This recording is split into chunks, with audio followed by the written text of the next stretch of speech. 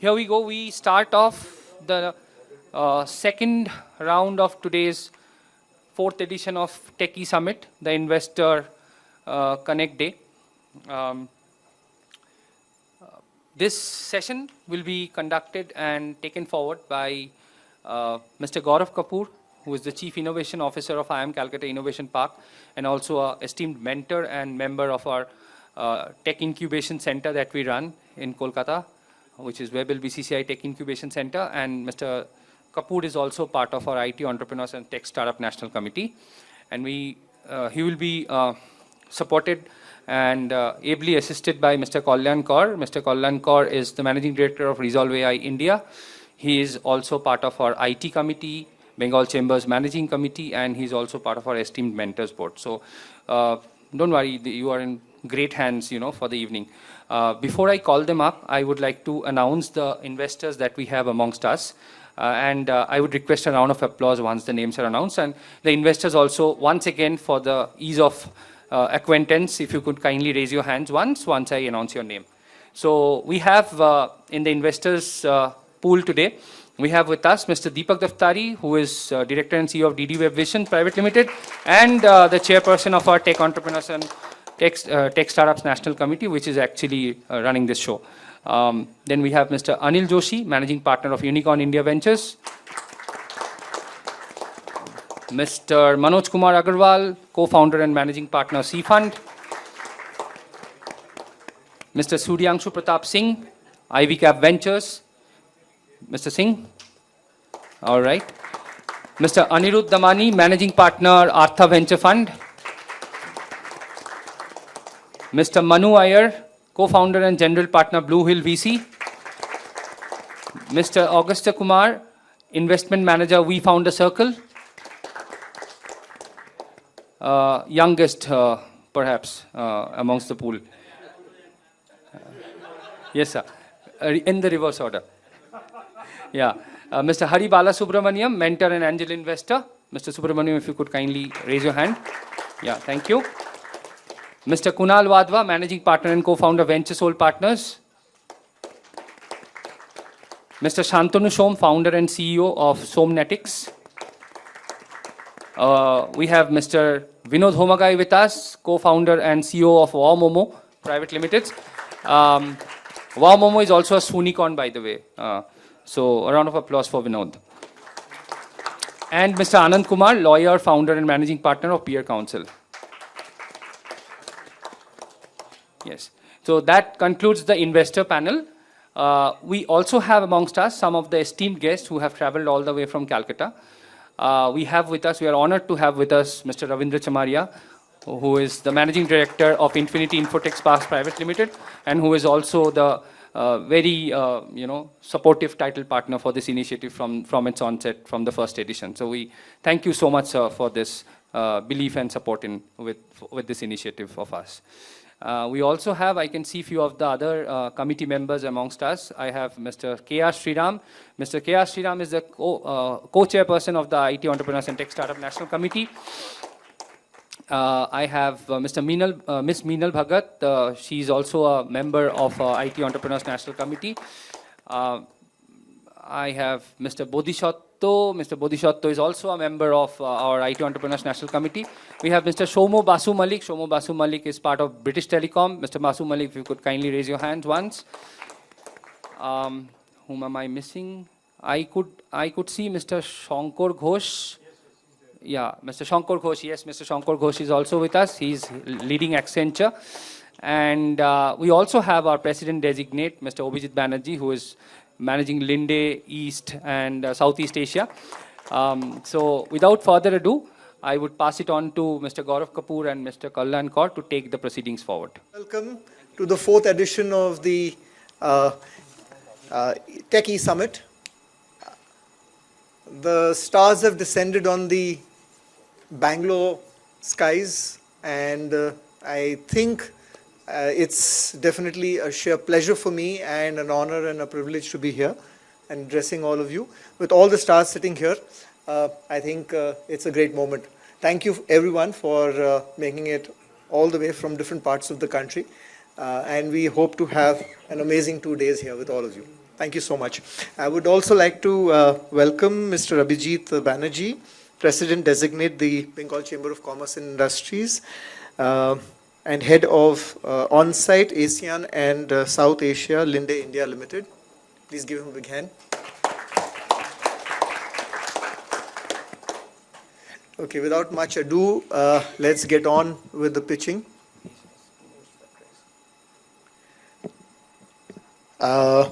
And before we do that, I think I would request Mr. Banerjee to please come up and share a few words with us.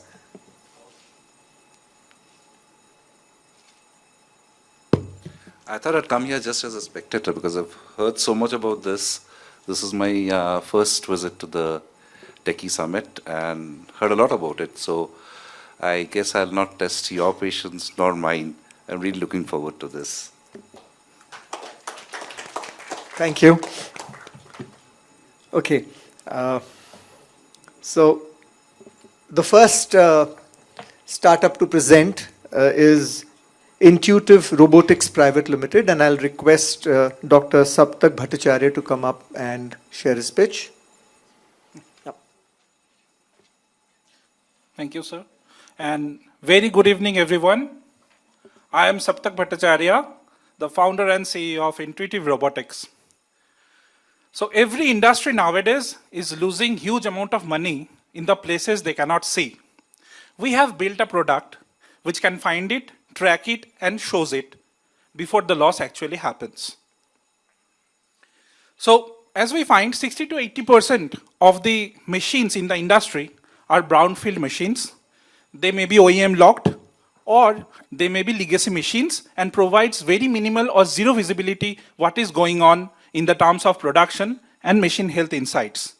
Through our solutions, we convert each and every invisible machine to a visible asset. In terms of benefiting the customer, on-time delivery, maximum utilization, proactive maintenance. So the idea of this product majorly was motivated by two customer scenarios. In the first case, the customers were using high-frequency welding machines, and they had their own PLC panel and SCADA, but the logging operation was manual. And after a certain amount of time, before inspection, the owners found out that only 60% of the production has happened. And why it happened? Because due to the over-reporting of the operators. So we found out that 36.5 lakhs was lost due to over-reporting of the operators, and they also missed new order, reputation damage was there, as well as they had to pay a late penalty. So I understood the visibility. The next thing was, in case of another customer, the machine health was degrading, and finally it led to the damage of the machine over a period of time. But when finally it happened, 10 lakhs rupees was lost only in 3 days due to downtime and unplanned breakdown. So this motivated the idea to develop our machine that is going to give the visibility. Now, whenever we wanted to install the machine, we faced a huge amount of barriers in industry. The first one is that we can't give you PLC access. You cannot put the machine in our panels. So we have built the machine, the solution, which is plug and play, retrofit, can fit in any machine and non-invasive. So we have installed some of the machines during the on time when the processes are already running. No shutdown was required. So what we provided the customers is our device. This is a standalone edge device running its own classical ML algorithms in the edge, as well as we also give customers the cloud, but that is not mandatory. If they take it, then they can get more insights into that. And after finally that, we are sharing the reports, which tells us exactly, or the customer, what is happening with the machine, why it is happening, what will happen, and what the impact will be there in the business, and what to do to solve much before the loss has already happened. So I'm very glad to present that one of the customers where we installed one machine, they are now expanding into their whole plant-wise. And another customer, when we provided the report, they performed the maintenance and they found whatever the faults we have said, exactly that things has happened and they have survived the downtime. So they were very happy. That was a leading wagon manufacturing of the Eastern India, and now they want to expand plant-wide, and now we are assessing their breakdown reports so that based on that we can prioritize which machines to install first. So 22 lakhs of PO has already been confirmed by our channel partner, and our model is land and expand. We install in one machine, we give trials to customers. If they see the benefit, then only we go for trials. So this is our summary. We started in 2023, and then finally we have pivoted last year, building the product, starting the trials. So this is the best time because edge computing has become possible and industries are becoming digital, but the machines have not. So that's why. And although the market large TAM is there, but industries we have seen that moving at a slow rate. So that is why we have kept a conservative figure for 40 crores over 3 years. So we all definitely have competitions, but our purpose is not to replace them, but to augment them, to create in the segment of the brownfield intelligence. So this is a pricing we have kept for different sectors. This is our go-to-market strategy. We install in one, we then install in many. So my team, I have been in touch with industry for last 14 years. I have submitted my PhD in robotics and AI, and my, Okay, thank you. So my wife is the co-founder. She has done her postdoc in IIT Hyderabad. And I also have Raj, who has been in the government business and is an alumnus of IIM Bangalore. So this is our projections, what we want to achieve in 3 years. And currently we have estimated that we need 4 crores, primarily due to certification and hiring as well as IP. And with that, we can achieve, and we request you to help us to get there. Thank you so much. Thank you.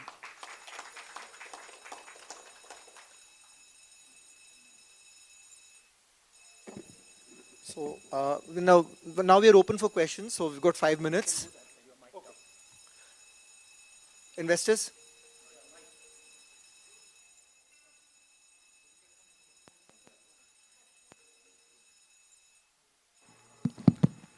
Saptak, great presentation. This is Kunal from VentureSoul. I want to understand the pivot because I saw the numbers. There's been a big drop into your revenue. Yes, sir. So that's one question. Second, very quickly, you mentioned about one customer which you have onboarded in June 26, wagon manufacturer. Is that done live, under process? Because that's a great, if there's a validation from a large customer, it will help. Yeah. So can you talk about what you're doing with them? So we installed in Texmaco. So we have already installed 5 of the machines there, and now we are in the process of expanding. We are now also doing, we are trying to do trials in Durgapur steel plant as well, and also in other MSMEs also, to understand each and every machine, how they are performing.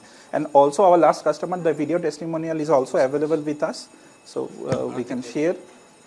And the pivot. So basically when we started the company in 2022, I knew that I have to get funds, and also I need to have the knowledge. So what I started is, we went to universities and we started to do R&D projects in the universities. So they became the paid POCs, and from there I got the money to develop the infrastructure for developing the POCs, and as well as I was getting also the knowledge, and it was also the test bed for testing the conditions which may happen in future. And then from last June, we pivoted, we started doing trials, and that is why the drop.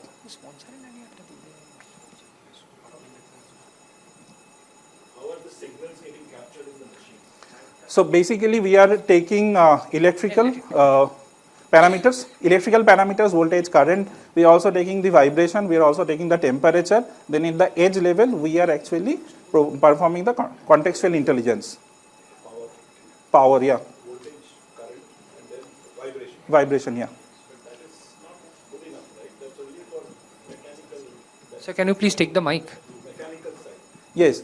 So from the electrical parameter and the MCSA, this motor current signature analysis, then so we are getting a whole lot of information from that one, doing the FFTs, and also taking the power spectrum analysis, as well as the time domain signal processing. That is giving us the mechanical, electrical, as well as with the insights about what is going on with the motor bearings and all the components. Next to that, we are having the electrical. So there we are also taking the voltage. Now from those, we are getting the energy intelligence as well, so that we can find out how much of money is being wasted. And after that, we are also taking the vibration. So vibration is giving us the mechanical, and also we are taking thermal. Now, whenever individually we were looking into these machines, we found that we are getting a very small amount of information. But when we correlated the signals in temperature, current, thermal and the electrical, then we found a lot more electrical, mechanical and thermal insights is what is going to happen. So in Texmaco, what we said, we captured that we said there is a dust accumulation in the oil separator. So what was the reason? Oil separator dust accumulation, it led to the cooling inefficiency, further it led to the heating up of the compressor, further winding damage, and then motor replace. So we prevented that. So we are getting a whole process overview, and that is the data we are collecting. So our final vision is to install as many as possible machines and get the data and to understand what is the consequences. We are not just trying to diagnose, but also to provide the prescriptive analytics. Thank you. Any more questions? Are you able to give a perspective of the factory holistically, or is just at a machine level? Currently, sir, we have very few amount of data. That's why we are providing at the machine level, but our vision definitely is to provide it at enterprise level. Okay, because I saw it said detect on top of, you say you compared yourself to detect, right? Yes. But yeah. they don't do this, no? They do at a factory level, no? They don't Yes. do at a machine level. Yeah. So, and that was, I think, the first line. Yeah, so that is where we are actually augmenting the machine to factory. हाँ, वही कैसे करते हो मतलब? So we are installing each and every machine. So it's a retrofit one, plug and play. So we don't install in the machine. We are installing some place apart. Then we are collecting and capturing the signals. So basically we are performing different signal analytics, and from that one we are trying to understand the machine health. Now as we have already deployed for the 5 machines, and we are understanding that how the machines are behaving and what it leads to. So ultimately if we go on this mass trial and mass customer acquisition, then we will get the process understanding. So that will be leading us to the enterprise level, and that is what is our vision. Manoj भाई का एक question है. So detect, you know about detect, right? Yeah. So how do you intend to achieve the 40 crore revenue you are targeting?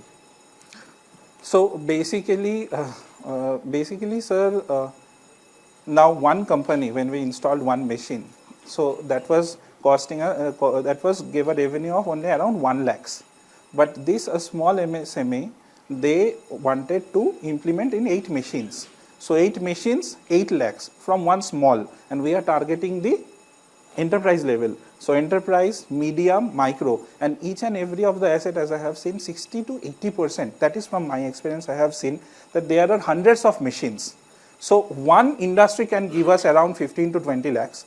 So multiplied by the number of industries we have taken, we can achieve the 3-year target. So that's what we have.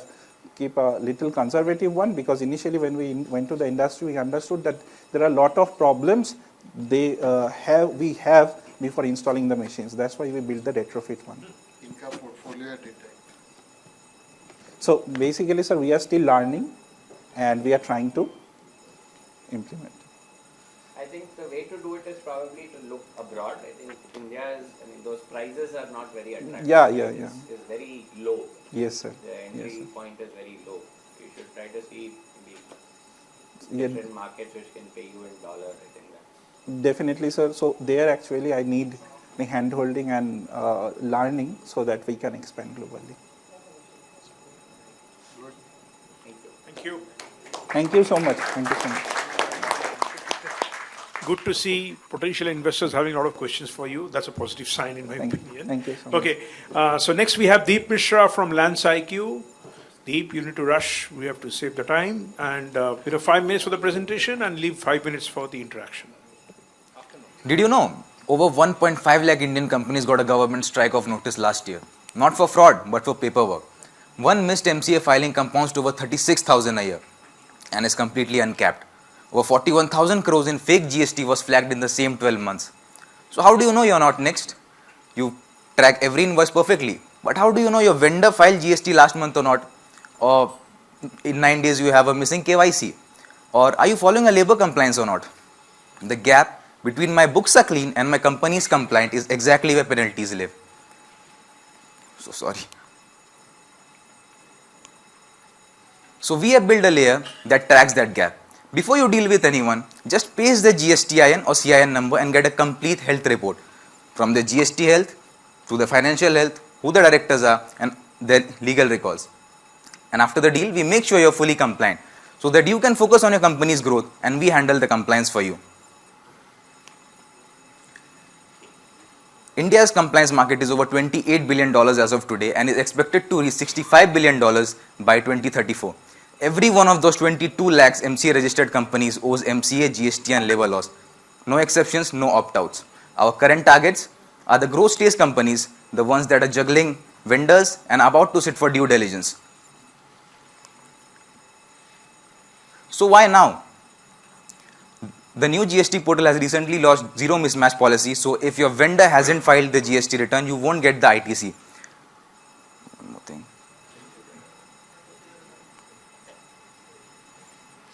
This is the pricing. So we charge 399 for one financial report and 1,500 for the SaaS price. So how are we better than the competitors? We are not a software that you need to track, and we are not a professional place where you find professionals. We track in, we connect to your system and we do the entire work with our registered CAs. I am Deep Mishra and I am building Lance IQ. My ask is 30 lakhs. That's it. Thank you. Thank you, sir. Questions, please. Yes, sir. So because an audit is applicable only when a CA signs it. So a software cannot do it. So we like aggregate everything, and the end part is done by the CA. He signs it, and then it's applicable. He's signing the audit for the company, or he's signing the audit for the vendor? The company we are like giving the service to. Deep, can you go to the previous slide? Just stay back on the previous slide. This. Be in the presentation.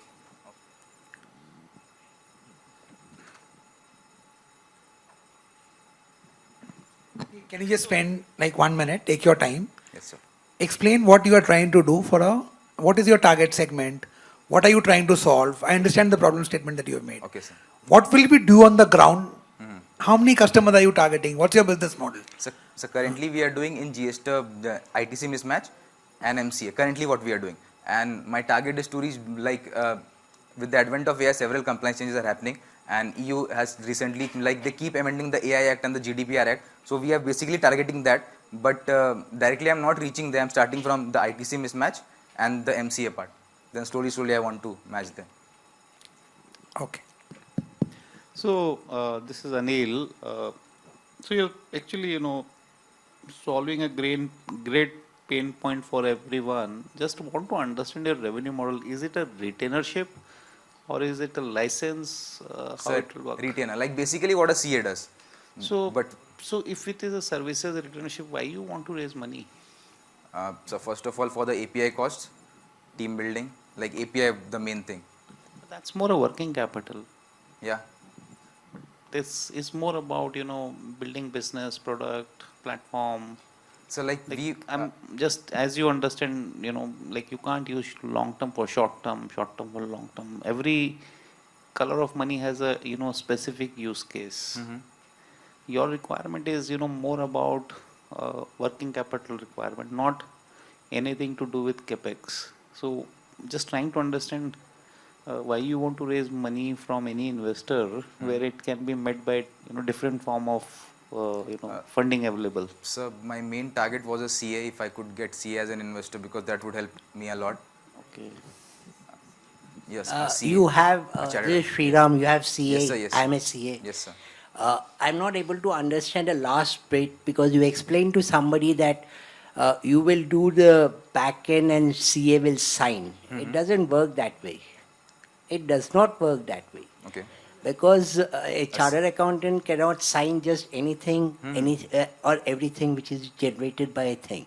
So I'm not very clear how we are going to work, number one. Number two, the point that you were talking about ITC mismatch, that is a very small portion of the entire, complaints and various yeah. other things. So how are you going to handle the other part? ITC mismatch is nothing. So we are starting from ITC mismatch because that I thought was a big problem because like you have to go to the portal every time, see, and if you don't accept that, it automatically gets accepted.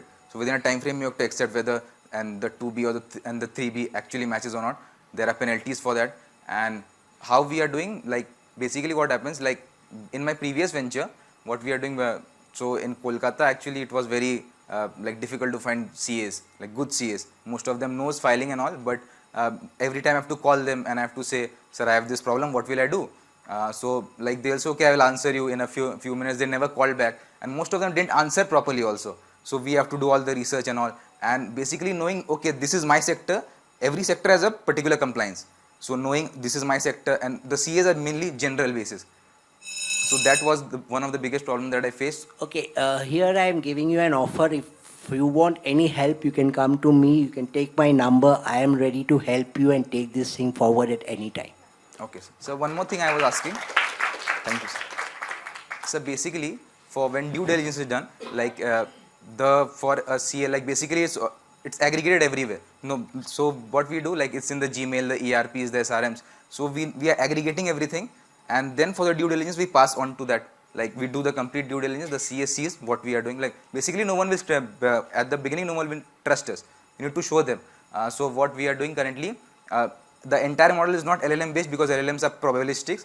We do an OCR based, and the scripts are there. Like we do, like 20% of the work is done by LLMs because it hallucinates, and that can cause a big problem if there is any mismatch or not. So 80% is script basis, deterministic. 20% is done by the LLM that basically aggregates everything. Okay, I think time's up. After this, we can meet separately. Yes, thank you. Thank you.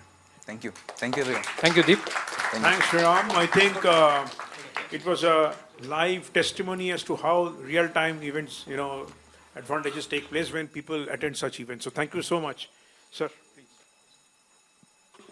Up next is Altair, and I'll request Shamik Guha to come up. Shamik? And it's an absolute pleasure to be in this particular room because, of course, some of the people we know for a long time, like Hari sir, he has been with us since day one when we had no product, no revenue, and we were working closely with IIM Calcutta and Gaurav sir as well. So Altair is a smart mobility company that is simply built for the purpose of saving lives on the road. Indian road safety condition is completely broken, and two-wheelers are the worst in that particular lot, right? So what started Altair was in 2018, we lost a friend from a bike accident, and that was basically the product brief. We needed to build a safety and intelligence layer which can actually save lives on the road. So with that vision we started. Now we have moved to some degree, and we got a granted patent. We have 2 live OEM relations, which is with TVS Motors and Vega accessories. Number 1 in their respective fields of two-wheelers as well as helmets. And we got a product launched by Mr. Nitin Gadkari. And we are trying, as why I'm here today, is we have reached a certain stage with our rigor and our hard work. We now know how to take things to the next step forward, right, in terms of real scalability. And that is why I'm here today to seek funding. So, in particular, if we talk about just the bare numbers, in India, around 1.5 lakh accidental deaths happen every year, and 70% of that is from two-wheelers, right? And a very important point, out of all of those two-wheeler accidents, 50% happens because no one was wearing the helmet at that time. So we understand that this particular problem needs to be solved from 2 lenses. 1, a candy, 2, a stick. What is the candy? You have to make helmets more desirable, right? The entire point of it was helmet is being seen as a device that someone just wears to avoid a police fine, right?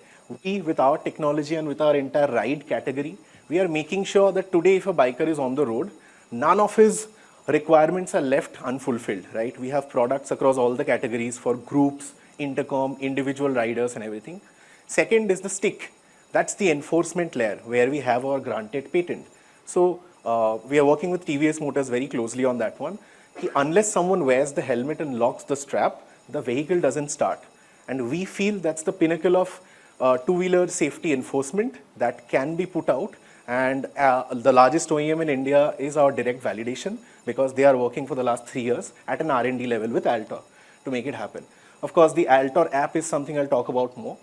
And why the OEMs choose Altor is a question very clear. TVS has all the money, Vega has all the money. Why Altor? It's simply because they are in a very different business. The core DNA is very different. They are manufacturing heavy, they are legacy players.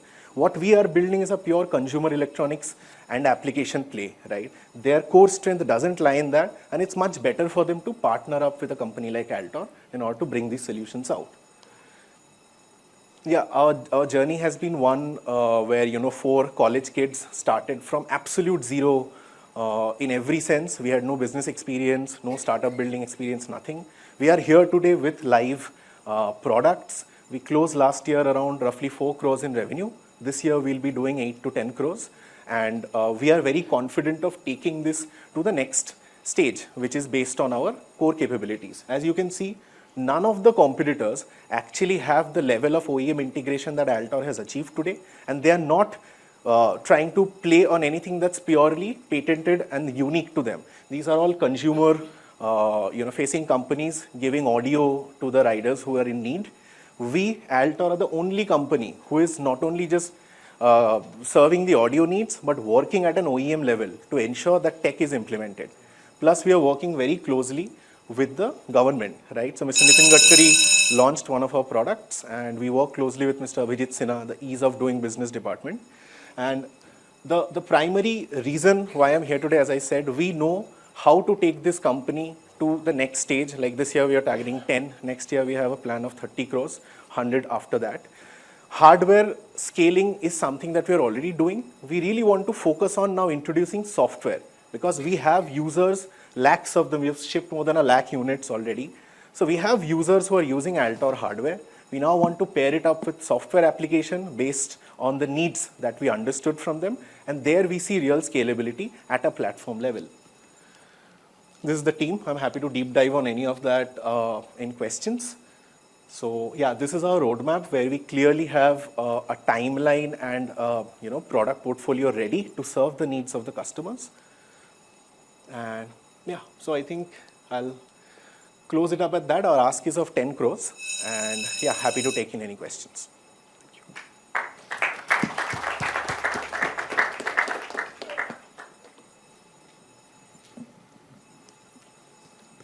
I actually had 2 questions. Yes. It says some part of the money is for a secondary. Yeah. Some part of the money is for a secondary exit. Yes. Who's exiting? Sure. So as you know, like we have spent 8 years now building into this. We had to raise capital early. Venture Catalyst was one of our earliest investors, and we work very closely with Apurv sir as well. The idea is right now we have around 35 to 40% investors on the cap table. And we believe now we are at a stage where we can definitely give exit to some of the earlier investors like VCATs and free up at least 15 to 20% of the cap table. So that can be done as an opportunity in this round where we are having sufficient primary capital to furnish our plans as well as clean up the capital. But why would you use primary capital to do a secondary exit? No, so that's why I made a distinction that primary would be utilized as 7 crores and 3 crores we are looking at the secondary. So that'll be a direct purchase, no? Yes, yes. Okay. Second question I had that if you could just go back to the revenue slide, Sure. you said something about licensing. Yes. I just want to understand how is that going to work? Yeah, this one, right? So yeah, so for example, in this particular case, TVS is working with us, I mentioned, with that compliance system. So now we are serving like a 1,000 unit order. They are already placing for 10,000.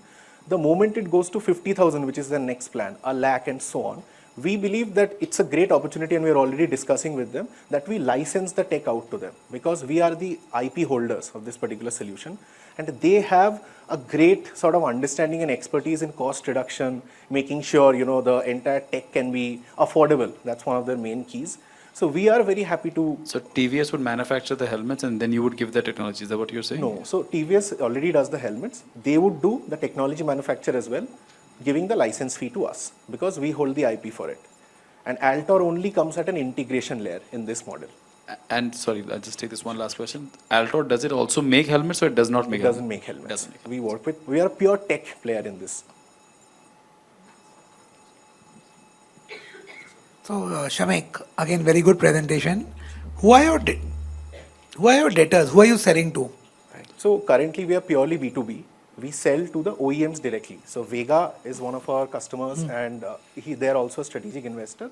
TVS Motors is another customer. Yeah. And like we work with them very deeply with their R&D team and selling the products. No, I understand. So, and why are you burning? It's been 6-7 years now, right? So we are not 2018, you're not burning. We are not burning. So you're working. Why do you need the money? Sure. So we just last year we reached an operational break-even level. So we now know the business we are doing in terms of supplying to these OEMs. We are at a self-sustaining level. The fundraise ask here is clearly to go to the next step, which is build the application out, and we already have footprints of it done. And so at this stage, we are not building anything out of thin air. We understand the demand that's coming in from the OEMs, from the customers. There's a clear gap of a mobile application that can really scale, right, and unlock additional revenue options. This ask is primarily for that. Okay, understood. My only point was working capital. You can solve through factoring, which is a banking. Sure. And TVS does both debt as well as equity. They have a fund. Right. So if everything is being done by, they are your prime customer, you are working on the technology with them, your first port of call needs to be with TVS. Sure. Because that's a 7-8 year, I'm sure you've had discussions. Sure, sir. So that's, I've seen that happen in the past also. Right. So I would urge that you please knock on their doors, and if it's good enough, then they should come in, right? Given that 8-9 year account conduct track record, it's ultimately all knowing the person that you're investing in, right? For sure. So like we already did that with Vega, what you're saying, very similar. So leading OEM, they became our investor also, and it's a deep relation. We look forward to doing that with TVS as well. So we've already had talks with the CSO. They are interested for sure. Hey, Shamik, here. Sorry. Here. Oh, yeah. Hey, nice presentation.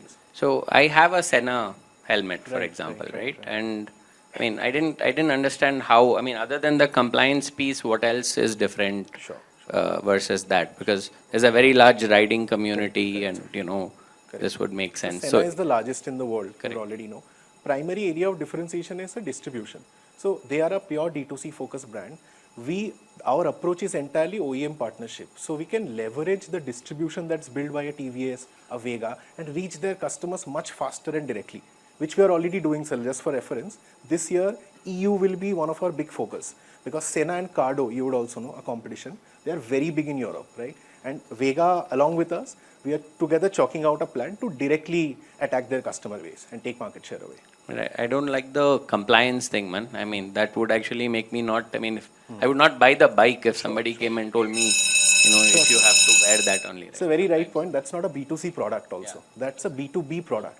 Today, if a fleet, say TVS, they are buying 1,000 bikes, they need that information. Makes because sense. if death happens, it's their liability. Good. Thank you. Thank you. Yeah, great going so far. So now, Gaurav Jain from ClassMap. Thank you, ClassMap. ClassMap was a product of my report card. ये मेरा actual report card है, honestly है. And when the report card came out, my parents exactly knew that I'm not going to go anywhere in my career. I'm not a bright child, and my career is doomed. And then I took up engineering, and the rest of the story is different. The point being here is that most of the students in India do not score well, or the marks tell them what the career option is going to be. And this is just not my problem, it's the country's problem. The problem that you're facing here is that when we go to a doctor, the doctor does not prescribe you medicine directly.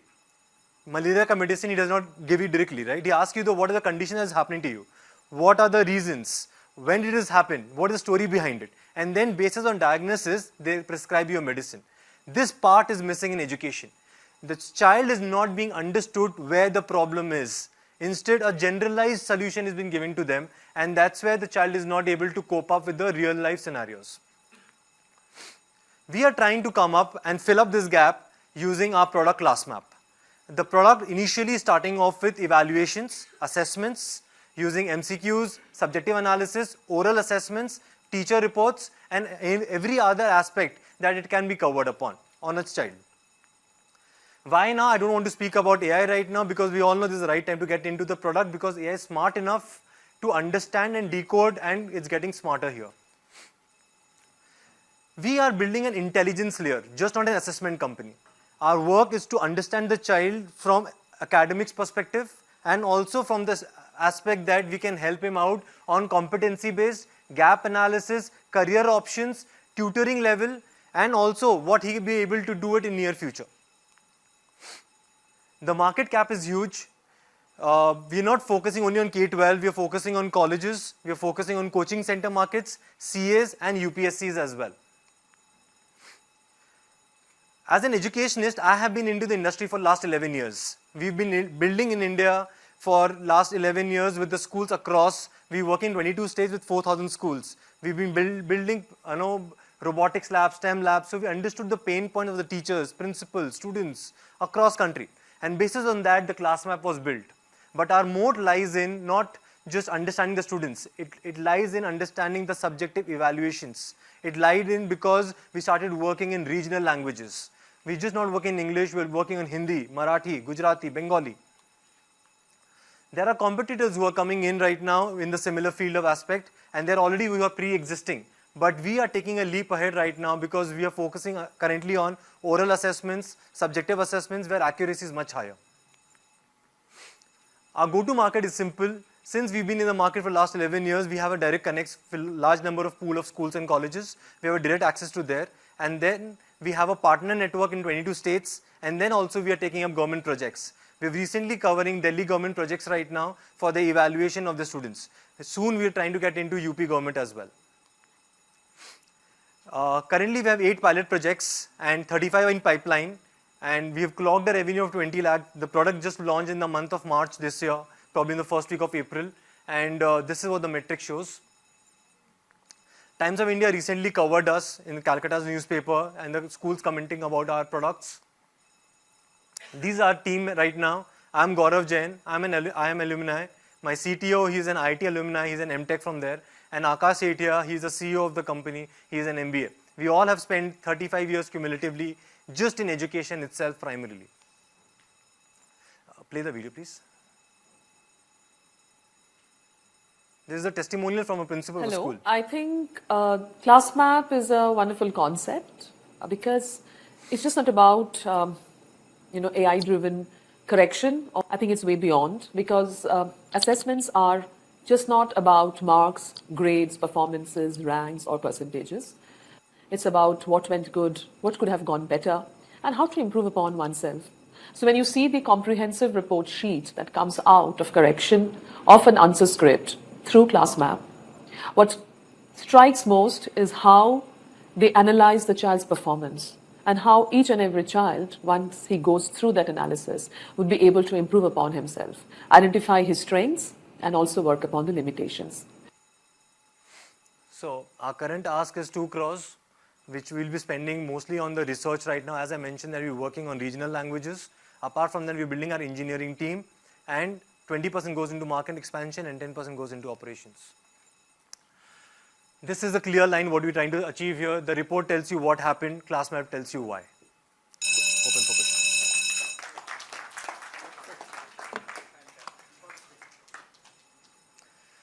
Any questions?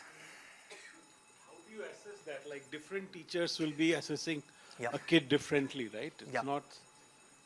So, sir, here the teacher is usually just checking a copy, right? Something like this, right? A teacher checks a copy. So the same system, the AI also checks the same copies, and the AI is given the rubric that how the teacher is going to check. Based on the same rubric, he is going to score. And the accuracy level has been mapped according to this.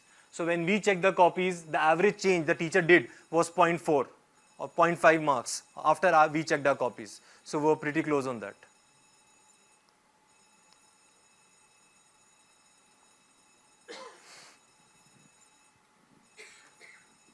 No questions? That's great.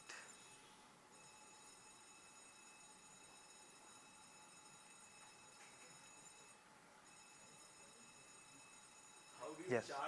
How do you charge, and what is the valuation? So valuation, we could discuss it later, but then currently we are evaluating ourselves at 20 crores and 2 crores and 10%. That's what we are doing right now. Can you explain the revenue model a little deeper? We've got time. Yeah, sure. So currently we are working with B2B model right now, and next day we'll go to B2C. In B2B, we are doing a per student model where per student is being charged per year, so approximately 100 rupees per month, so about 1200 rupees a year. And you're charging that to the school? We charge it to the school ultimately charges to the parent. One of the challenges with the school model always is that everything is around the school year. Yep. Right? Because Yep. you have to start, and so a lot of pressure at renewals and things like that. How do you avoid that trap? So, sir, this was the initial problem. Now, what happened with this class map is that even in the middle of the year when we started off, the end goal was to understand the learning gap. So we started doing MCQs and subjective assessments, half-yearly exams, even the pre-board exams. Even then, if we can take it up, we can take on per paper basis as well. So like we just took 2 schools right now for pre-board examinations. So we just took their pre-board as a center. So we could enter into the school any point of the time, not necessarily starting of the year. So you asking something? Can I ask? I'm not an investor or anything. So we're all investors. Please go ahead. So I saw SLN somewhere. SLN. Yeah. One of your. Yes. Yes. So are you looking at reinventing the wheel, or are you also open to the Bhashinis and the Sarvams of the country? So we are definitely open to Bhashinis and Sarvams. So we will not be reinventing the entire wheel. We will be working upon that because our work is to fine tune and get the accuracy on the higher level. So we. Like a rag on top of. Absolutely, sir. Yes. Thank you. So I would just like to ask you, you see Class Plus and the other competitors of the industry, Yeah. they have already tried and tested a lot of formulas around this. Correct. And they are also at one point of time had grown up and they've come down again. And they're again growing again. I mean, this is a journey which they had doing because the industry is also changing and so are they. Somewhere down the line, the differentiator is not coming out very starkly on that, because when you talk about that why, so when you go to a Class Plus, they will also tell you the why. When you go to any other, they will also tell you the why. Good. So the why is still not very prominent on that. Good question. So what happened here is that as a company, we are just not focusing on assessments. As I mentioned, we are focusing on data collection of the student. We are building a report on the student. So when we know a student, we understand what are the career options that are going to come in, what he will be doing it well in the particular field. So when this report is accumulated coming out of the assessments, then that takes to a different level. So what Class Plus did was just evaluating till here. Class Plus was just an integrator for the report cards. They never went into the details of how the subjective evaluation will happen or the MCQ will happen. So we went beyond that on the psychological development also. Yeah. Across all classes, I mean, how do you label the thing? Which class? Class as in, sir? Class 1 to 10 or 11, 12, what are you? So we start from class 3 right now, 3 to 12, and then we go to CA and UPSC. We don't do. It's not like labeling somebody too early. No, sir. Every child has a different learning pattern. So we are not labeling a child whether it is a weak or a strong. We just try to identify that कि आपका geometry weak है, mine is algebra is weak, or someone's trigonometry is weak. Just give an example, right? So we just tell the child that this is the weak area for yours, and this is the way that you can work well and improvise your score. So we're not labeling, but rather than we are assisting and helping them. Yeah. One is, do you have any paid schools now? Yes, sir. How much? Just 8 give me numbers, that's it. I 8 don't know. schools right now paying, sir. 8. Okay. And 35 are running pilot right now. So they will be converting soon within a 2 or 3 months, right? And second is, I think I asked you, I didn't get a clear answer. Yes, sir. This model, you will get resistance from the teachers. Yes, sir. Right? And also, we all know what happened in the CBSE evaluation that happened at automated, that scan mode. These two, how are you going to handle? Great, sir. So what happens, sir, when teachers definitely creates resistance when they feel that their work is going to get hampered. But then if they feel that this is going to act parallel to their support system and the administration or the top management really supports that, there's no resistance. So these 8 schools, the management was interested in doing it and the teachers cooperated. The system has flawlessly been integrated into the system. Scanning problem? So- Because a major thing in So scanning happens 3 times a year, sir, or 2 times a year. So it's not going to happen every time. So 2 times a year, the school manages to extra employ for a certain period, and then the scanning is being done. Or we send some extra manpower for those certain 2 periods, and then we get the scanning done. Thank you. Thank you, Gaurav. Up next, we've got Abhay Verma, who will be presenting Barber Dekho. Quick team technologies. So 25 साल पहले जब मैं salon जाना start किया था तब भी मुझे वेट करना पड़ता था. आज के डेट में भी जब मैं सैलून जाता हूँ तो मुझे वेट ही करना पड़ता है. So there is a very clear disconnect in this industry. So Barber Dekho is connecting that disconnect. In India, more than 240 million plus Indians have a regular practice of getting groomed and being groomed. But the process of grooming is still highly friction ridden. We all have to wait unpredictable hours at salons. Secondly, we have zero transparency of prices, ratings, reviews. And thirdly, even it's a problem for the salon owners as well, where the traffic is very high on the weekends, whereas on the weekdays, they go vacant.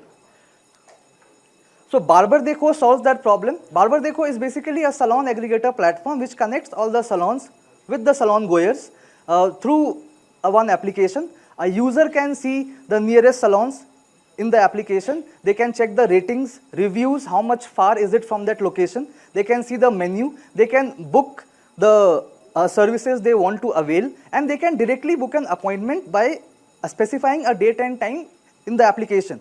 Once they have booked an appointment, a request is triggered in the salon partner application to the respective partner. Within 5 minutes, they have to either accept it or reject it, and a similar notification is triggered back to the customer. Who books through Barber Dekho? Anyone of us. But basically, we are targeting the busy parent, a working professional, and the busy student. From the B2B standpoint, any salon which has a basic 3-seater and a AC qualifies to be a partner in Barber Dekho. How do we reach? Once we have identified an area where we have salon presence, we go hyper-local by doing offline ads in the form of auto routes in that region and buses that ply. And we also go online with the help of Meta and Google Ads. How we acquire them? By luring them into promotional offers. The ₹1 haircut and ₹1 threading was a huge hit in the paid pilot campaign. How we retain them? By delivering what we promised is zero skip time. We are a bit different from the home salon aggregators. We provide an in-salon experience much similar to Luzo. Our revenue model is very simple. The B2C revenue, we charge a flat ₹20 as a platform fee, as a convenience fee, and we charge the salons a listing fee for being listed on our platform, and it gets renewed every year. Our future revenue streams are tying up with grooming brands once we have a good install base, and offering the salons featured app placement. We started in January 2025. The first 6 months we built the application.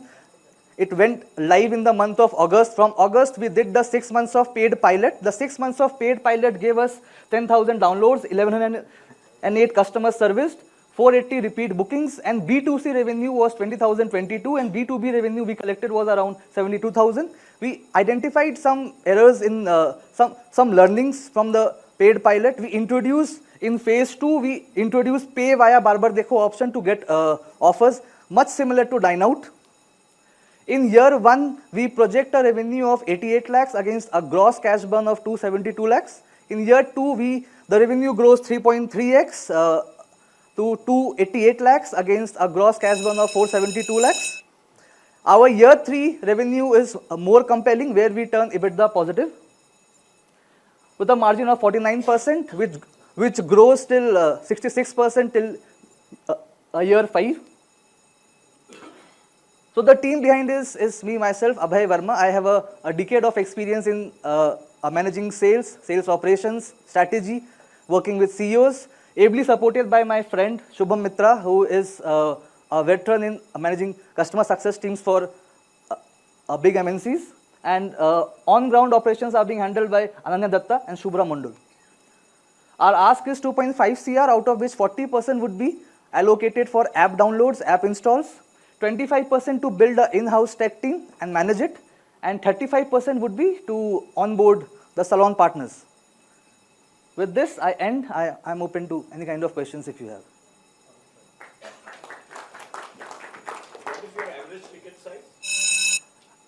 In the paid pilot, it was 420 rupees. Although we do not collect the revenue, it is pay at salon mode. Let's suppose a customer just books a haircut in the application. What happens is he goes to the salon and he might have a thought कि मुझे आज बाल भी कटवाना है और detang भी करना है. So I'm not able to predict the final revenue which will be happening. To predict that, I incorporated the pay via barber dekho option just to have last mile control on the revenue. So you don't have any control on how much is the AOV because it's paid directly on the salon. All add-ons you will not know. No, I'm just charging the platform fee because I don't want to get into that reconciliation कि पहले मुझे दो मैं उसको दूंगा. भाई तुमको जब उसी को देना दे दो उसको, मुझे मेरा पार्ट दे दो. It's very simple grammar. आपका रेवेन्यू 20 रुपया ही है. हो सकता है सर, बट जब वो मास में होगा, that is my revenue is main revenue comes from the salon end. We charge them. Currently we are charging 999 for 3 months, but once we get the funding, so we will be scaling up this revenue. So we have 125 salons. We just did the pilot in 70 pin codes of Kolkata from Lake Town to Sodhpur, if someone is aware of the Kolkata geography. So in 70 pin codes, we have 125 salons. We did not expect the salons to show us a response, but I personally went to every salon to onboard them, and it was quite a remarkable learning for me as well. So in 3 months, how many transactions you have done? How many transactions? So we have serviced 1108 customers in total. In 3 months' time. In 6 months of time. In 6 months. From September to January, 5 months. And what is the repeat rate? So 480 customers had booked repeat in 6 months. Usually hacker भी once a month at least. App से book नहीं किया होगा शायद नहीं.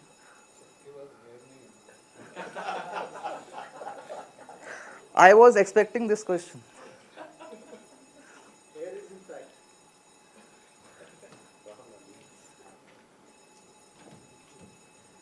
What are you doing to get the repeat booking? So we, sorry ma'am, for repeat booking, we firstly we have ensured that what we have promised, that they do not need to wait at the salon. If that is happening, then we give them more and more offers. We have multiple combos. We have tied up with that salon that we gave you X customers last week. You give us offers. So once they give us offers, we extend and we keep pushing notification to the customer. As of now, I do not have that funding to give that again ₹1 haircut. Once I get the funding, I can ensure that he gets the ₹1 haircut till the time he is satisfied enough to keep booking again. जब तक उसको आदत नहीं पड़ जाता है. Yes, I tied up with every salon that per haircut I will pay you up to 100 rupees or 50% of your haircut cost. If your haircut cost is 150, I'll pay you 75. If your haircut cost is 400, I'll pay you maximum 100. And they are agreeing to it because haircut is a entry point product for every salon.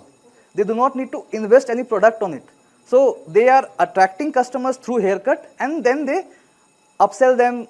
ये कर लो, वो कर लो, ये कर लो, वो कर लो. Yes, sir. Having to wait in the queue or any First other use case, advantage that you're getting? second use case, आज मैं जब बैंगलोर आया, मुझे शेविंग करना था. मुझे पता नहीं है कि इस एरिया में कहाँ पे नियरेस्ट सैलून है. Okay. And second use case. Third use case, जब मैं चेयर में बैठा रहता हूँ, मुझे बहुत पुश करते हैं कि दादा भैया ये भी कर लो, वो भी कर लो. But when I have a list of services booked already, they will not push me. And वो चेयर पे बैठ के मैं उसको ना भी नहीं बोल पाता हूँ भाई कर दो. ना बोलने में खराब लगता है. that is the exact question that I had, that how will you control the barbers? Like how will you control them that they'll not It is pay at salon. I am not controlling the barber. Let's say there's a walk-in while my booking was done. So would they ensure that they'll not take the walk-in and wait for me to be there so that I don't For walk-in customers also, it is pay by barber dekho. Let's suppose if you have not booked the appointment, you just walked in and you saw that there is a offer on the application that if you pay via barber dekho, you will get X amount of discount. So he can choose which combos he want and he can just pay via barber dekho. But what I'm saying is that your first use case that you're saying that I don't have to wait, that is being challenged if let's say there's another person who's just walking into the store So now the barber will prioritize that person, or will No, it? in that case, yes, this is a genuine problem. That is, we have to train the salon owners. We have to keep training them that the person who is waiting for you in the salon, there is another person who is waiting for you at home. Because when you book a salon, you don't get instant slot. You get a slot at least 1 hour 1 hour after. 1 घंटे के बाद का slot आपको मिलता है. So 1 घंटा आपके लिए जो नियरेस्ट बुकिंग होगा वो 1 घंटे बाद ही होगा. तो आपके लिए कोई 1 घंटा घर पे वेट कर रहा है कम से कम, भले ही आपके सामने वेट नहीं कर रहा है. So this training and retraining has to be given to the salon owner. Exactly, the training has to be very intensive Yes, for you yes. to be able to kind of make Exactly, because if that is not met, everything will fall. it for sure. Just to add on his behalf, this would be somewhat similar model to what a district app does. Say, for example, you have walked into a restaurant, but you see that there's an offer going on in district when you pay through district. So you straight away book the table right at the doorstep of the hotel, and then you avail the discount. So it will be something similar. I thought of Dine Out plus Zomato. So booking a salon as easy as ordering a food. Yeah, last question. Yes. Just you'll not take much time. What are the challenges you will be facing from the other online apps who is doing the same services like Urban Clap and things? Sir, and, I'll ask- and how will you address those challenges? So first of all, they are not our competitors. Both are there to coexist. But the question over here is who books through the online or home aggregator? One who hates waiting at the salon. If I ensures the problem that आपको wait नहीं करना पड़ेगा, वो salon ही जाना prefer करेगा. आप घर पे उसको क्यों बुला रहे हैं? क्योंकि आपको अच्छा नहीं लगता वहां जाके आप आधा घंटा वेट करो. अगर मैं वो प्रॉब्लम ही सॉल्व कर दे रहा हूं, then the problem is solved. I think you can also tell them if someone likes a salon, you can call the guy. That is our. For me, I'm always on the run. So for me, it's easy for Urban Clap. मेरा आदत हो गया. How do you make it a habit of the consumer? That's what I was trying to ask. Okay, so that is our phase 2, but in that case I will contradict the salon also, because मैंने पहले शुरू किया था कि आपको मैं customer दूंगा, अब मैं उनको बोल रहा हूँ कि आप घर जाके मतलब, so I am contradicting my own idea. So just like so that's why I do.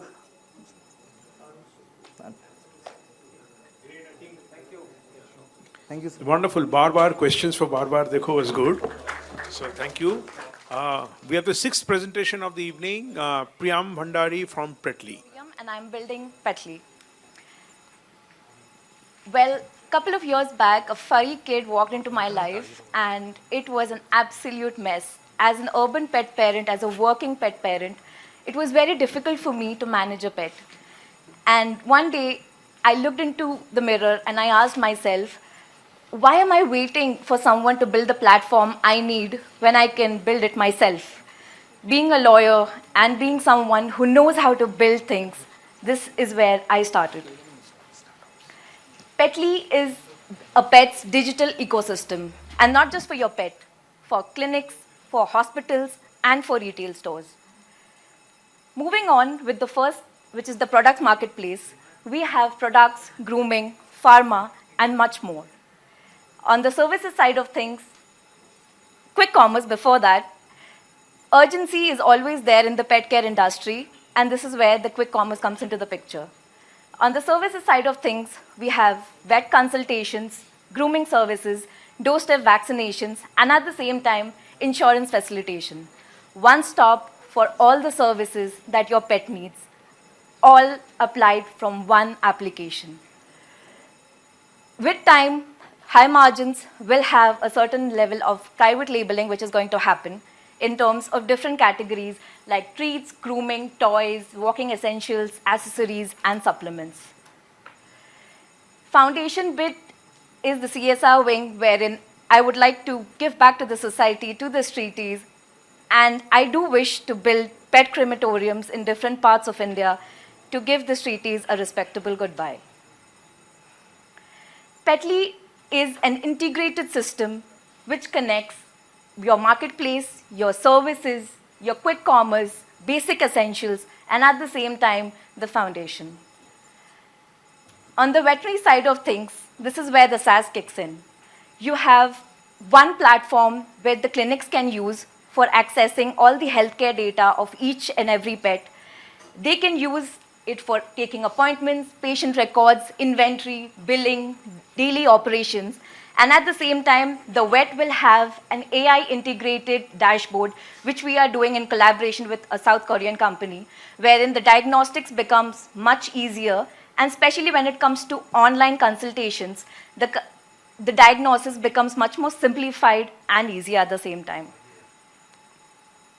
Moving on with the marketing strategy, we have different forms of marketing that we would be doing in terms of performance marketing, meta ads, affiliate marketing, your community building in the social media. We have a loyalty system called PAW Coins, and at the same time, we would be having multiple mystery boxes and hampers that we would be giving to the end users.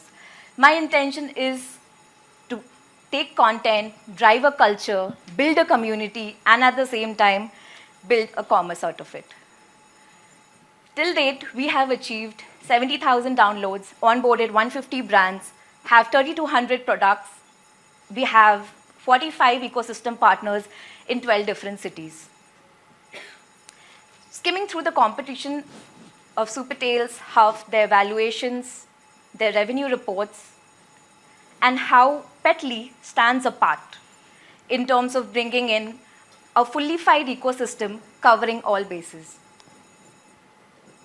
Moving on to the financial side of things, we have multiple revenue generation streams, starting from the product marketplace to pharmacy to quick commerce, veterinary bookings, SaaS, subscriptions, advertising, insurance facilitation, private label, and also the AI which we'll be providing to the vets. Pet industry is not just growing, it is booming. And this seems to be the correct time.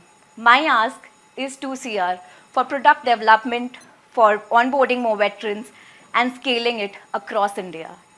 I am confident that the future of pet care has to be not just any isolated service. It has to be an integrated platform which brings in all the products, all the services into one specific platform. And that is what we are building here in Petly. Thank you so much.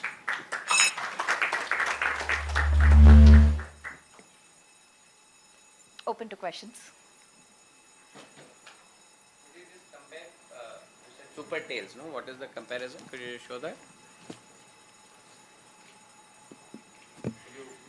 Walk through this? Absolutely. Supertails as a whole is an e-commerce platform which is going into the offline side of things. Now, we as Petly can also onboard Supertails for that matter, because they have their private label brands, which is Henlo, Skaters, and others. And at the same time, they have their retail stores wherein they have your veterinary consultations and grooming. We are a service booking marketplace and a product marketplace. And in terms of Huft also, we are in talks with them of onboarding their whole product range. And that is how we are different. And since our technology is custom built in-house, we can integrate, we have already integrated multiple delivery partners, and in terms of being onboarded on Unicommerce also, that is something which is ongoing. Integrating the AI, it was only possible because I have a custom-made software, which the others don't. That's where I stand apart. Thank you. In terms of the application, we are done with 90% of what I have just said. The AI part is something which is ongoing, which is going to be completed in the next 2 or 3 months.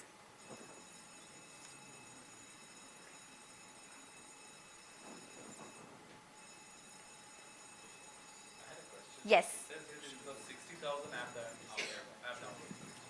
Is that right? It's actually 70,000 now. But it says you are still pre-revenue. Yes, we are. So why aren't those 70,000 downloads making money? I'll tell you.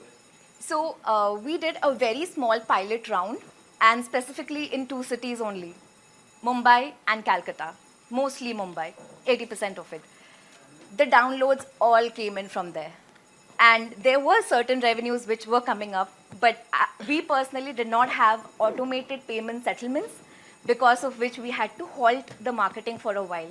Now, as of 2 days back, we have sorted that part out, and we will be going live again with the marketing in the upcoming week. Thank you, Priyam. Now I'll request Dhruvo Ghosh to come up and present Neuroncy Healthcare. To give better care. So every year they buy better device, better software, better technology. Yet there are some problems still there. Nurses spend 25% to 40% of their duty time just to gather patient data. In ICU, a patient gets treated by multiple devices like patient monitor, ventilator, X-ray, MRI, USG, and those machine does the work what they exactly built for. But there is a problem. This machine worked in silos. So patient data remain fragmented across the system and across the devices. And it leads to physician burnout, medical data error, no real-time visibility, and no patient monitoring. So to solve this, we built Neuroncy.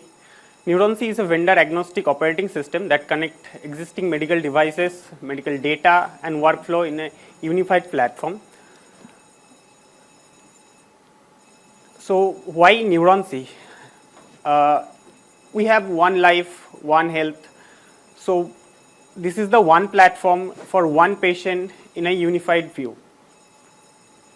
So you can see the radiology's images is there, ECG is there, patient monitoring data is there, and every data of patient in a single unified view.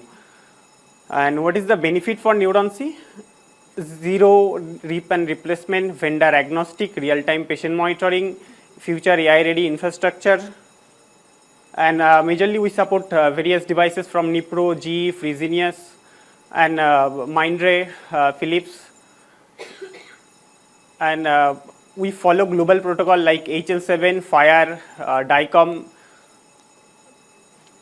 And let's talk about the market. Globally, we have 215,000 plus hospitals, and India alone has 70,000 plus hospitals. And majorly, they are fragmented. Workflow is following, and it's growing 23% every year because Ayushman Bharat and digital health is coming up. Let's talk about our business model. Majorly, we charge two types of fees to hospital.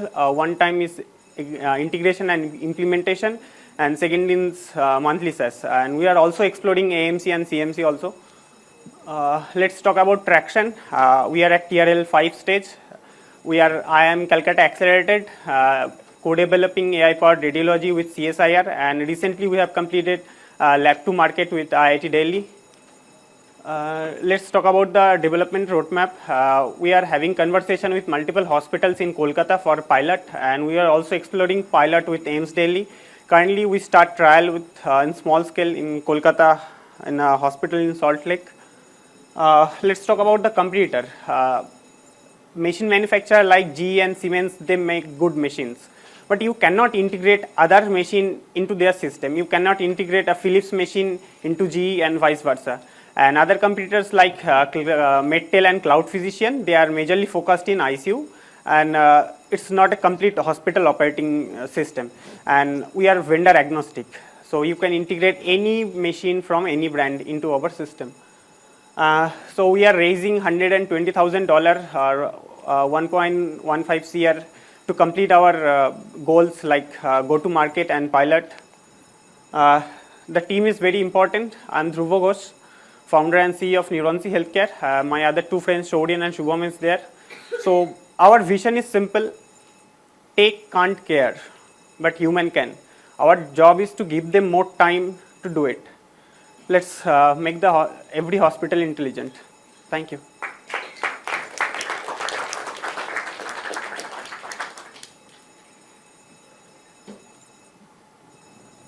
So have you done any pilots? Yeah, we have started. At hospital in Salt Lake, Kolkata. We can't take the name exactly, so that's which machines? We are testing Fresenius 4008's dialysis machine, GE R860 ventilator, and other devices from Philips IntelliView patient monitor and Clarion patient monitor.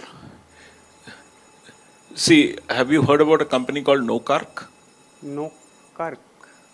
They already have a device like this. They made all the ventilators during COVID time. Yes, sir. So they have a device like this which is now getting into the hospitals. So it would be good for you to take a look at what they have done and see what are the gaps. Because you're talking about a 3-year time frame, they're already in the market with the product. Sure. Right? So you should look at seeing that. Very good. I think it's a good approach. Integration with, all the devices is a very tough job. Selling is very tough to hospitals. That's also very important, So you require the right type of, partners to get into this. So look at OEM tie-ups so that you can get into hospitals through them.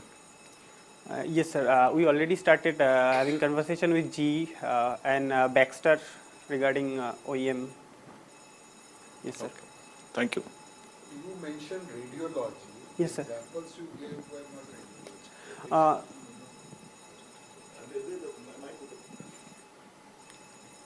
Yes, sir.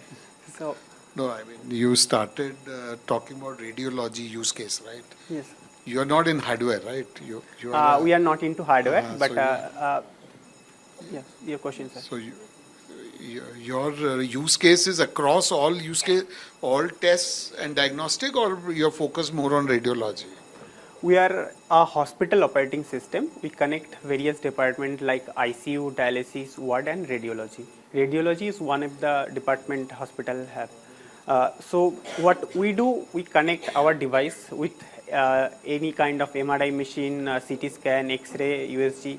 We gather raw data, the DICOM image. We analyze those data. We give them input, clinical, and to the doctors, so they can predict and prevent them. So there are many companies who do this, right? Yes, Cure AI is one of them, yes, sir. which works in one area and multiple others. So it's a large market, but there are a number of competitors globally. And if I am right, one of the large players have acquired something in similar space. I think maybe Siemens or Philips. Yes, one of them sir. has Siemens and Philips both. Recently, Philips acquired Capsule.tech. How much is the cost for the hospital? We charge 12,000 one-time cost, and as per the bed of the ward, if it's in ICU, we charge 1899 for per month, and for dialysis Per bed. Per bed, and for dialysis 1299 for per bed per month. So this is purely a software. You don't have a hardware device? We have a hardware, but it's completely we access from other, like it's an edge device. We customize it as per our need. Then we. It's a standard edge device which you are integrating with all the devices. Yes, sir. You have to customize for every port for different machines. Is that how you're doing it? No, we majorly follow 3 methods. If the machine is Wi-Fi compatible, we go with the Wi-Fi. If machine is not Wi-Fi compatible, then we go with RJ45 LAN cable or RS232 port. Okay, and then through the internal network of hospital, the data gets accumulated? Yes, sir. Tarvaka Innovations Private Limited. We are a registered startup company and incubated at IIT Bhubaneswar and STPI. Presently, we are looking to raise 1.5 crore rupee, which mostly will be used in production, working capital, and IP filing. So we are 4 full-time people right now. Along with that, we are getting technical support from IIT Bhubaneswar and STPI Imphal, where we are incubated. Apart from that, we have tie-up with several freelancers in various sectors. So the first product of ours is, like as I mentioned, we are IP-based company where we are planning to launch several IPs. This is our very first, what we have already launched in Indian market in this month itself. So what we are trying to do is, normally what happens when kids play mobile game for a longer hours, they do play while sitting in a sofa or lying in a bed. So which further create them obese or overweight. Apart from that, we are also targeting, as we are So what we are trying, we are working with one NGO in Kolkata who are working with the kids with ADHD and autism. So it helps them for skill motor training. So this is our solution, which is a very simple active AR-based t-shirts where we have one grant patent and one applied. What it does, it creates a two-way interactive game. This is our demo product, sir. That in once you have on the upper layer, you are seeing a graphic is moving on a t-shirt. Similarly, on the mobile device that we are gaming platform, what we are developing, is creating a live interactive game. So one has to stand up to play this game. We also have a demonstrable video if anybody interested. So presently it is in a 4th stage of development. Earlier it was when we incubated at IIT Bhubaneswar, it was in the very first stage, and then it was on 4th right now. So this is the part of a development. If you see when somebody is pulling the cord, the fireball is coming. Now the person who has the camera now click the fireball to create the games. This is our very first product launch that we are doing with our confirmed order of 20,000 piece t-shirts in Rajasthan and Gujarat. So with our own brand, Motion Bits, which we are launching in 28th of August, which are all again confirmed order what we are. And we are also developing our in-house IP so we can create more games and all that. With those 20,000 piece t-shirt, we are giving this our in-house comic book which to create marketing of it. As we mentioned, we are developing this AR games. Our total innovations that our company focusing on kids only, age between 4 to 14, because that is our target market, not only in India and international market also. So initially, as we mentioned, we are launching it with t-shirts, and it will be continues our hero product as we will be doing it. Apart from that, as we are creating our in-house IPs, we will further license it in India and international market for various platforms, as in the form of a comic book, animation, and things like that, along with licensing of our patents.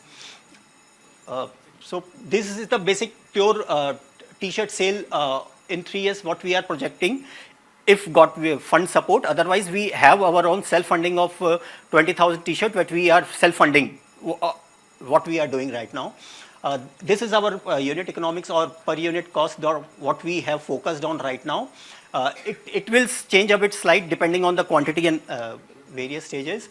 So presently, before forming the company, we have done several validation in various platforms, which include international licensing and also sales through various platforms funded by DST or self-funded, taking part in various exhibitions and things like that.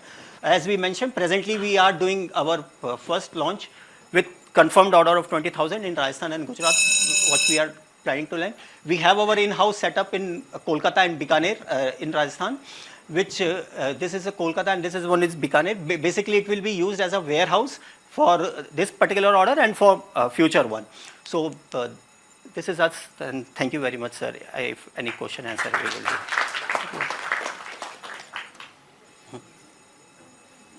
If any question, we will be happy to.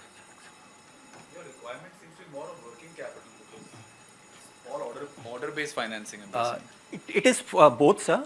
Like working capital is one, because those are all confirmed orders, so we need funding for that. Apart from that, IP filing. Why? Because in India we can file ourselves, but to secure it in international market, we need PCT filing and for the country-specific filing, which is a very, very expensive thing.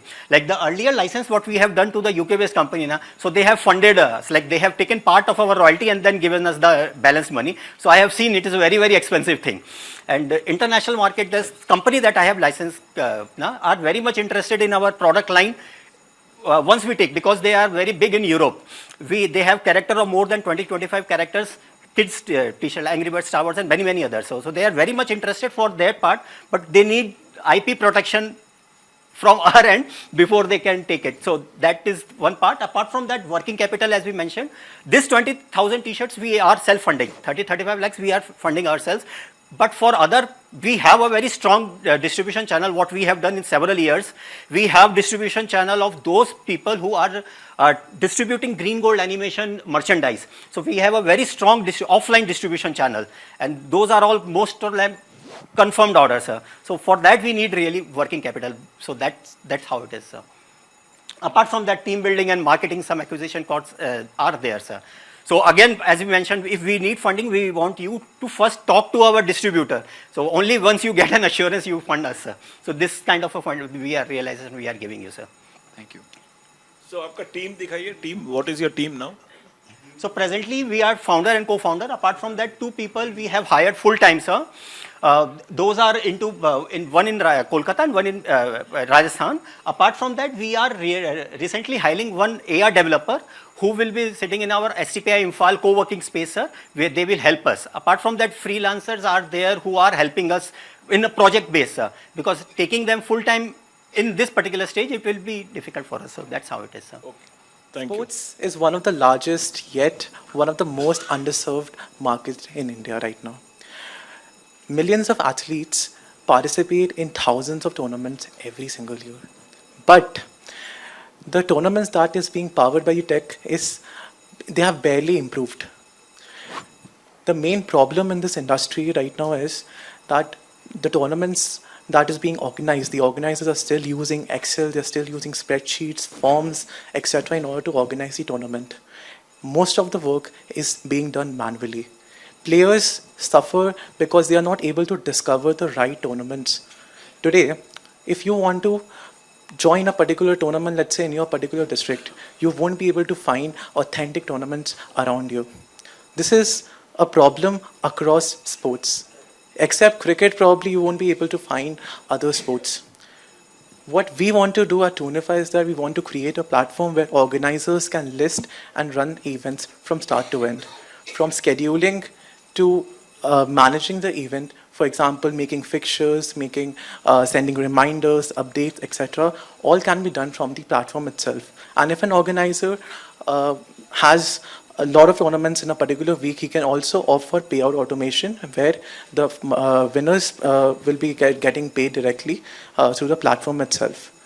And the brands and sponsors can directly sponsor the organizers through the platform itself, and where we will be charging a success fees on that.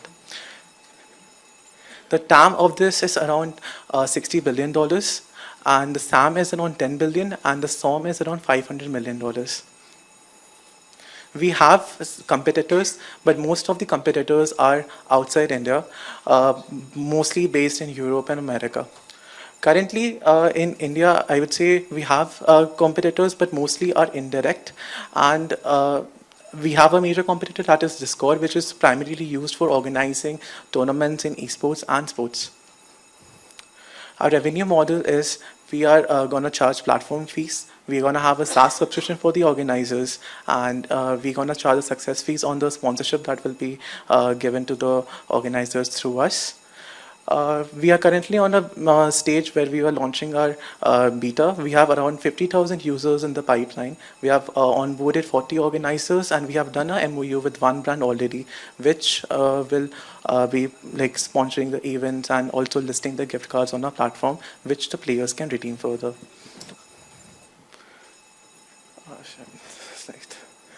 So we have been recognized by several institutions, and where we will also be organizing our events by primarily in IIT-B, IIT KGP, and IIT Madras.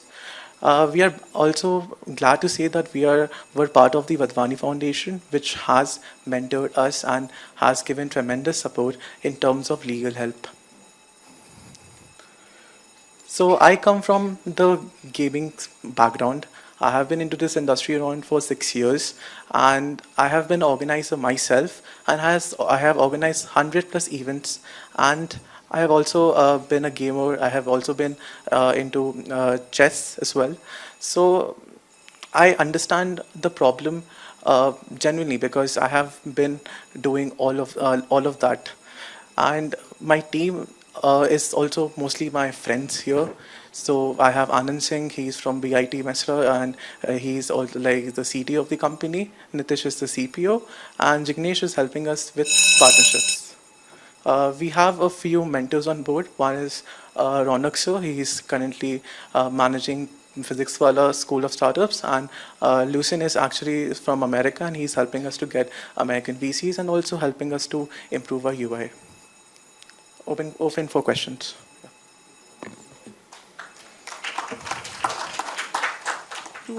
So, considering the, given challenges with industry, what's your take on that? Because in general, all are not in, happy state of situation. So, would love to hear your thoughts on that.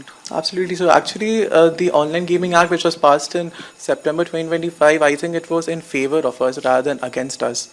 So it banned the fantasy gaming, and it actually recognized esports as a sport itself. And we are not only targeting esports, we are targeting all the traditional sports as well. So it's not limited to a particular like the online gaming thing, because right now an online gaming regulator is being appointed, and until they don't come in action, it's hard to say where the industry goes in the esports segment. But in the sports segment, I feel there's a lot of scope as well. So Vadvani had a cohort, so we enrolled in that. So we got their access to the mentors. Especially we needed legal help that time. So we were able, because this industry requires a lot of legal due diligence as well. No, Vadvani we separated, yeah. And IIT Madras, IIT Bombay, we actually presented our ideas there, and we got the constructive feedbacks, and we implemented that on the platform. And from NVIDIA, we are getting credits, and we are getting the network of investors, because NVIDIA is a leader in gaming segment. So they are helping us. They have a portal. So once you're in, you are getting the access to the gaming specific investors only. Presentation of the day, Aditya Shaw presenting PetLink. The hall. So please take part in that, and would request you to leverage this opportunity, because all the investors would be around. So please do your interactions and take the initial process forward. And before that, as I have already announced, that we have a small roundtable with one of our exclusive legal partners, which will happen in that room. So I would request all the startups to assemble in the other room. My colleagues will help you once this is over. So please head to that room. This will be a 20-25 minute session, and then obviously you can come back and enjoy your drinks and dinner. I'll pass it on to Gaurav sir and Kalyan sir to conclude today. So I think we had a great session here with all our startups coming all the way from Kolkata and presenting. So just a request to all our investors here. Should you like to, if there is an interest in any of these startups, please do get in touch with the secretariat here. I think they'll facilitate interactions and engagement going further. And now I'll request Deepak to please come up and give his concluding remarks before we get on to dinner and drinks. Statement. I've been here for almost all the editions except in one. A huge, loud appreciation for Gaurav for grooming those startups every year. I think this has been amazing. Everybody stuck to their time. Everybody was crisp. They showed up professionally. I think, that ecosystem, that culture is being built. So thank you so much. Fantastic. Thank you. Thank you, Kalyanda. I think before we say anything, the entire team at Bengal Chamber of Commerce and Industry, headed by Sambit and his team, Rajat, Ayami, Aratrika, Devjit, require a huge round of applause for non-stop work for the last 2 months, having done this and delivered the end result.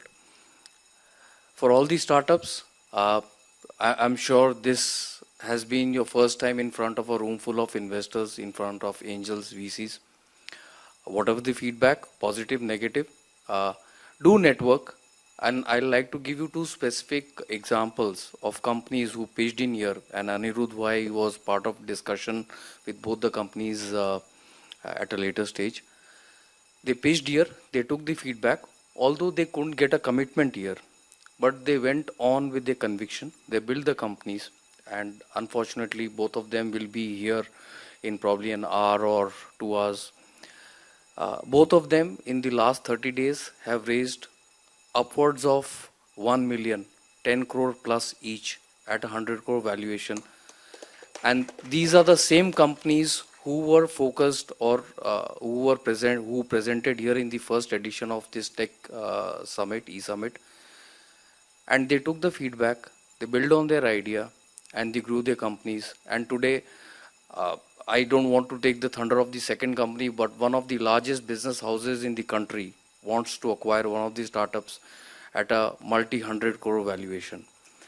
So don't be disheartened. Network, and maybe you might not get a hard commitment now, but nothing stops you from engaging with the partners who are here in this room and building your business, and who knows, tomorrow they might be your next future investor. So that's my only feedback to you. Thanks, investors. Thank you, startups. And to sum up, may I request Anirudh Bhai to come up and share his thoughts. Overall, just your thoughts over what you want to give as a takeaway to all these startups. and then we can proceed to dinner, cocktails. Yeah, while Mr. Damani comes up and take the dais, just a small, podium, just a small thing from my end to all the startups. We have been interacting for the last month or so. A huge round of congratulations to all of you today. You have made a journey which is worthwhile, and trust me, you will only rise upwards and grow big from here. You know, all of you, because as Kalyan sir said, the sharpness that we have seen today from the first pitch that you have done at our preliminary rounds, and from that to this, you know, it's been a phenomenal journey. Obviously, grooming has been provided, mentorship has been provided, but it's you who have done this journey and who has traversed this journey. And kudos to all of you for this elevated pitches that you have provided today. Investment or not, but in the long run, as Deepak sir has mentioned, we will also probably be showcasing you in the next editions of Techie Summit, as you would have raised by now more than some multi-million dollars, right? Thank you.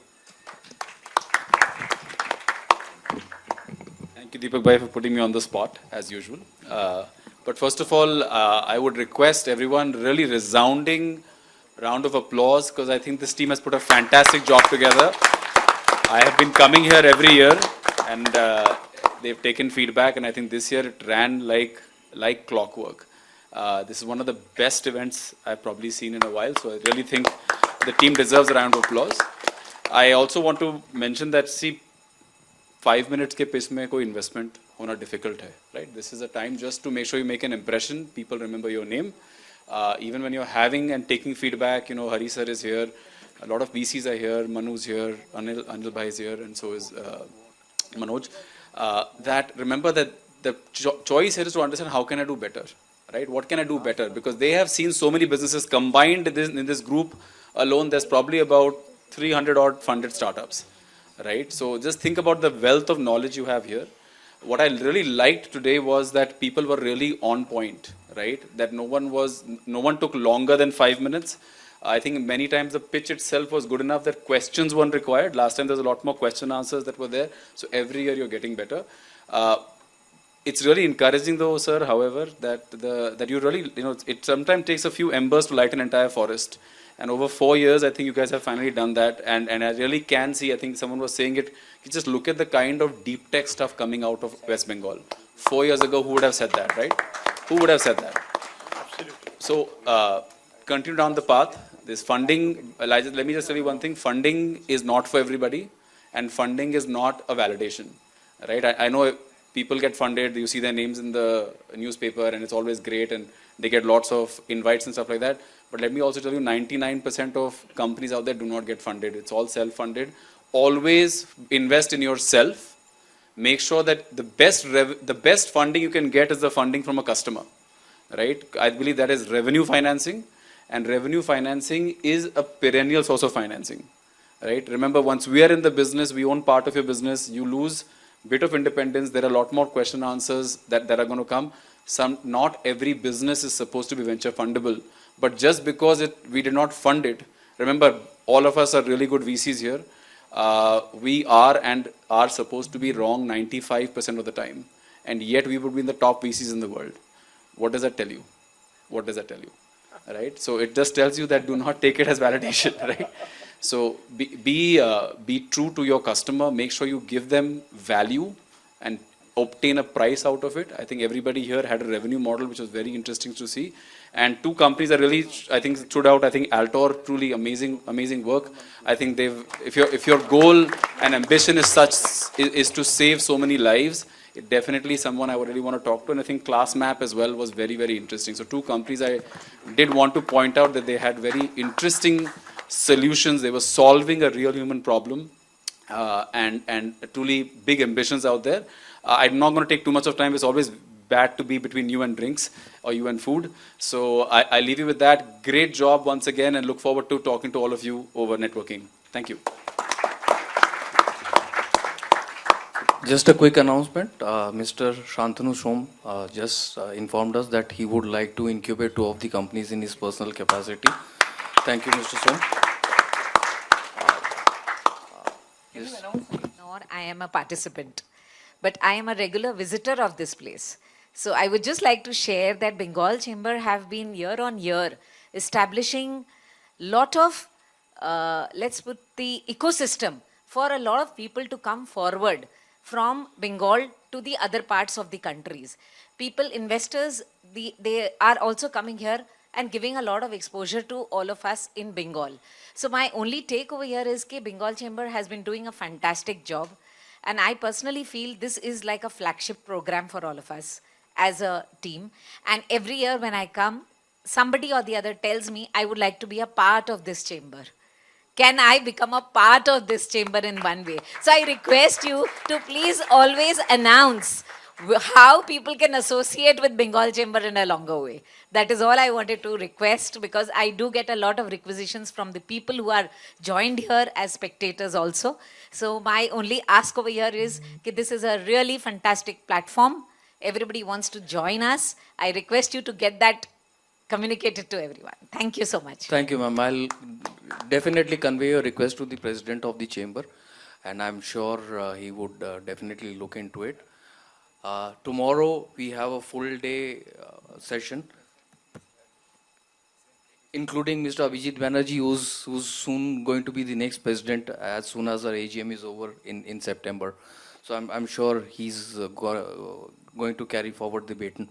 So tomorrow we have a full day of marquee speakers. We have 30 plus speakers. We have 2 Sunicons, 1 room, same day. One of them, Vinod is already here, one of the most successful startups from Bengal. I've known him when they had 5 stores. Today they are almost at 1,000 stores. So Vinod is here. He's going to be a speaker tomorrow. There's one more speaker. I'm not going to take away the thunder. Thanks to Anirudh Bhai, he's another surprise for you guys tomorrow. We'll also have the Honorable Minister of Finance, Government of West Bengal. He's reaching tonight. Unfortunately, he couldn't make this session because of a cabinet meeting. Otherwise, the plan was that he would attend this pitching session. But then last minute, he had to take the 7 p.m. flight because of the cabinet meeting. So by the time he lands up, it will be 11:30 tonight. But he's going to be there for the inaugural session tomorrow. It's going to be a very heavy day.